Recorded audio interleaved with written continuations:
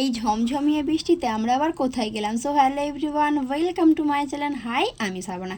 এই বৃষ্টির দিনে আমাদের একটা এমার্জেন্সি কাজ পড়ে গিয়েছে, তাই আমি গোসল কমপ্লিট করে রেডি হয়ে তো বেরিয়ে পড়লাম। বাবুকে বাড়িতে রেখে যাব, তাই বুনোর কথা একটু মনে হচ্ছিল।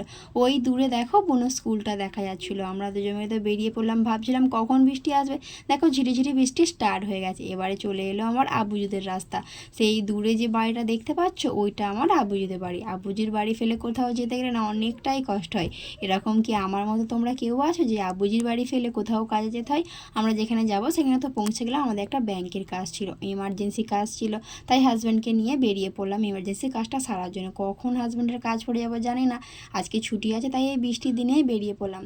ভাগ্যিস বাবুকে বাড়িতে রেখে এসেছিলাম। প্রায় দিন আমরা বাবুকে বাড়িতে রেখেই সব কাজগুলো কমপ্লিট করি। ওইদিকের কাজটা কমপ্লিট হয়ে যাওয়ার পরে হাজব্যান্ড বললো চলো একটু বিশাল থেকে ঘুরে আসি।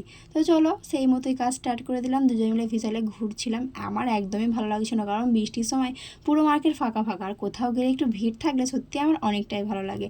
দেখো রাস্তাঘাটের কি অবস্থা, সব ভেজা ভেজা হয়ে আছে, আর সবুজটা বেশি বয়ে যাচ্ছে। প্রাকৃতিক দৃশ্য দেখতে আমার অনেকটাই ভালো লাগে।